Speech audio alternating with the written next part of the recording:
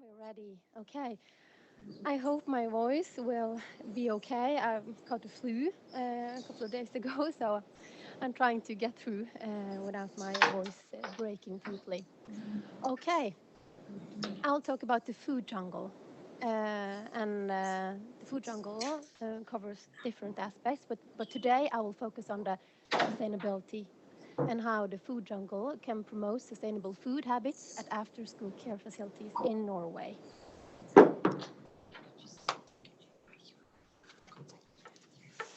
I'm very happy about the earlier talks here today because now I can jump quite fast, quickly through some background about sustainable diets. We all agree now that it's really important for reaching the sustainable goals.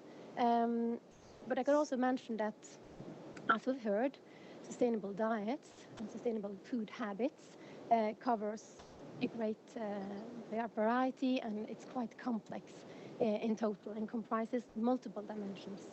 So for this, since we're working with kids, I'm trying to take it down to a bit more concrete aspects of this.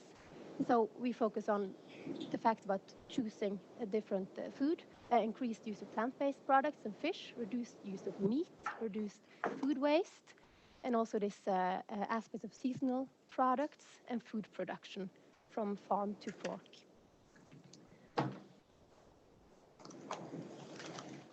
I need to talk a little bit about after-school care facilities, because in Norway this is widely used, but maybe not all of you are used to this area or place. But after-school care facilities and children, there is an arena promoting good health and sustainability. It's a potential here. But after-school care facilities is a facility where the children are going after school and before they're picked up by their parents. Because in Norway, the youngest children, they are finished at school quite early, so there's a gap of time, they need a place to be. And this is after-school care facilities. And most children at the age of 6, when they start school, around 5 or 6, and the first years at school, they're going to these after-school care facilities. And are having at least one of their daily meals there. But it's been shown through different studies that there's a highly variable degree of competence, quality of food, and overall focus on in these facilities. The kids are staying there quite a lot of time, they're eating there, but we don't really know very much about it actually. It's also important to note that it's the children's leisure time. It's placed at school, but it's no school. So it's important to know that it's an interesting place to work with the kids, but it needs to be playful and exploratory approach, and a lot of this voluntarily, and also having the kids participating voluntarily in the activities and everything. And we already heard a lot today also about how we need to focus on the kids in order to reach the sustainability goals, for instance, and also that their habits, their mindset, their taste, and their way of thinking of food are formed at early years. So it's an interesting place to also work with the kids and forming their mindsets at early years, at the same time as school is and kindergartens. And I mentioned food jungle. In Norwegian, it's Matjungelen. And that's an activity program developed primarily for the after-school facilities in Norway. But that later, last year I think, it's also an adapted version of the program for the kindergartens. But I will focus on the portion of this Matjungelen for the after-school facilities. Today, 537 after-school facilities participate in this program, and it's facilities from 157 different municipalities in Norway. But it started all in Bergen or around Bergen in western part of Norway. And I will show you some findings and focus on this first evaluation we had in western part of Norway in 2019. The food jungle aim, it includes education for the employees at the after-school facilities, mostly by digital courses.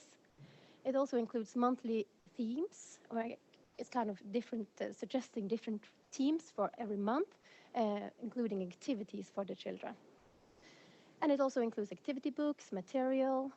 We see an example here, recipes at the website. In total, it's quite a lot. But it's voluntarily, it's important to note. It's voluntarily activity program that the after-school facilities can choose to be part on. And they can choose to be part of, use some of this material, not all of it. And the overall aim for the food jungle is to increase the children's knowledge of healthy and sustainable food through exploration and play. So they direct their material and their themes and activities in order to be playful and interesting for the kids, because this is not school. It shouldn't be school. It's voluntarily, and at most places also the kids choose to be part of this or not. And what I will show you on the next slides, it's part of this evaluation of the food jungle in western part of Norway in 2019. But today, after this, it's ruled out to all of Norway. So now we have participating facilities all over the country. But this is from Bergen and around in the Hordaland, western part of Norway. And aim of this study, and took out the part of this evaluation because we evaluated quite many different things and had a lot of data, both qualitative and quantitative. So this is focusing on the food, how the food jungle can contribute to an increased focus on a knowledge about sustainable food habits at after-school care facilities. So the methods for this part of the evaluation, 57 after-school care facilities participated at that time, but we went out to 4 of them. And we did focus group interviews with children and then with employees at these 4 facilities. And we also observed the kids and employees doing some of these activities. And it was semi-structured interview, and we also used pictures with the kids, pictures in order to let them recognize the activities and start the dialogue. And we did a thematic analysis.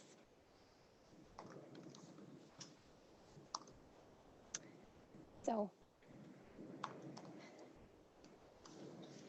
the food jungle highlights sustainable diets or sustainable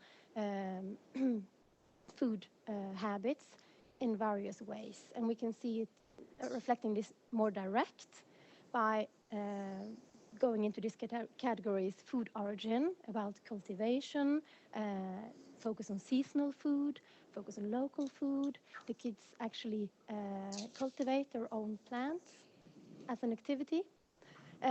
And it also focus on sustainability by, I call it food choice, but it's about preparing food, changing to more plant-based food in maybe recipes they know from before, but changing this and use food in new ways. It also focuses on food waste. I don't think I need to explain that anymore. And also included a topic called food courage, which is really interesting, I think, because this focuses on sensation, taste, and different activities where they explore different senses and tasting new things. It's really interesting hearing the kids talking about this. And children, they showed great interest and enthusiasm, both when we observed them doing some of these activities, and also when talking to them, showing them pictures, and they reminded activity, and they started talking. Not always easy when 5, 6 children at the age of 7, but we got it. They're really enthusiastic.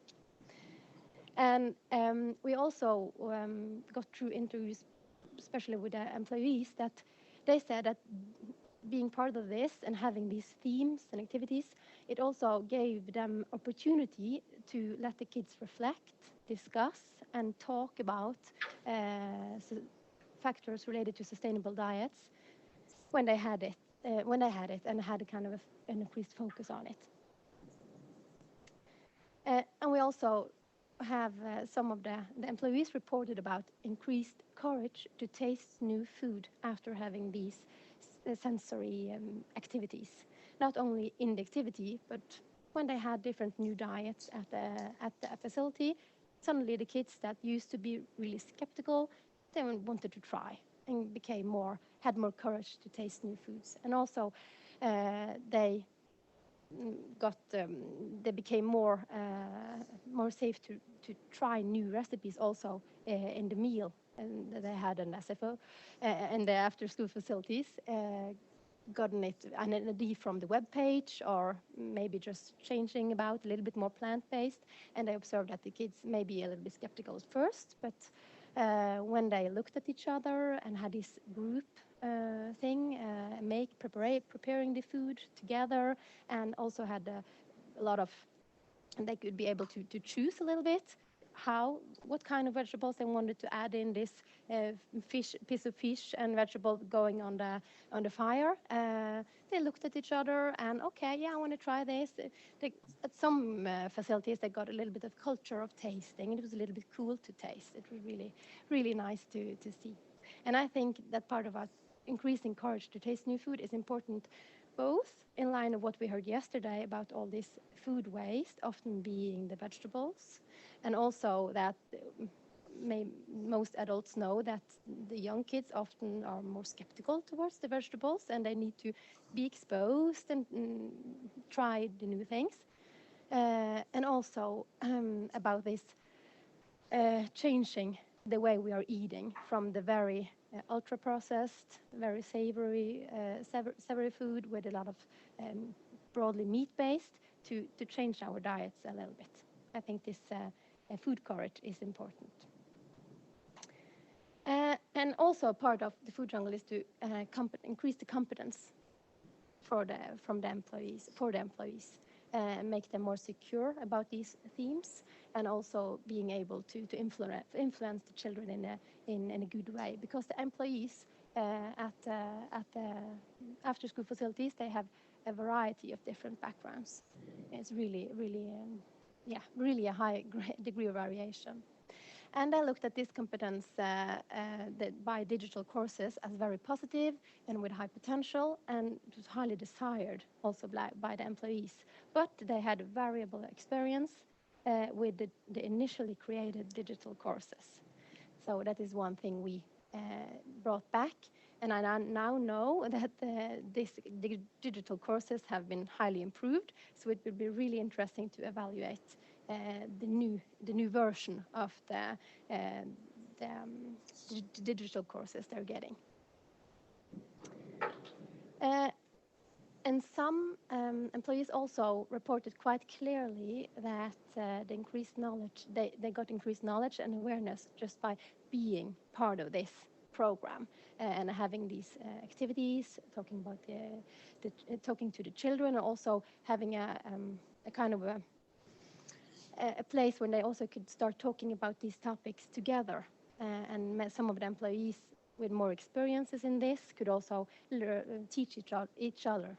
So there's some translated quotes from the employee at some of the facilities. One of them said, "I think that the food jungle can help us show us the way and make us adults more conscious about what we are serving the kids." And another one says, "It's about awareness. I think the food jungle will make us adults more aware, and the same with the kids." So I think sometimes it's just about putting this on the agenda and having the possibility to just start, talk about it, reflect, discuss. We already see some positive from that. So some conclusions.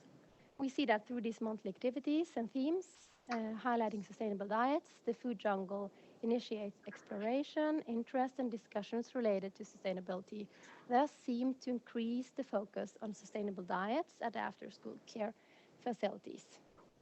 And the program also showed potential to increase the employees' and children's knowledge. Thus, we haven't measured that, but we get that it has potential and engagement for sustainable diets, but it needs to be implemented throughout the organization, as we also have been heard earlier today, kind of getting this whole approach into the facility and not being only dependent on one or two of the employees a bit interested in this. We need it to be integrated throughout the facility. And also, I think this recognized after-school facilities as a promising arena to increase awareness of sustainable diets also. It's maybe in a place or an arena where there haven't been that much of focus, but I think it's really having it's a promising arena and having a potential. I just would like to say that I haven't been doing this all alone.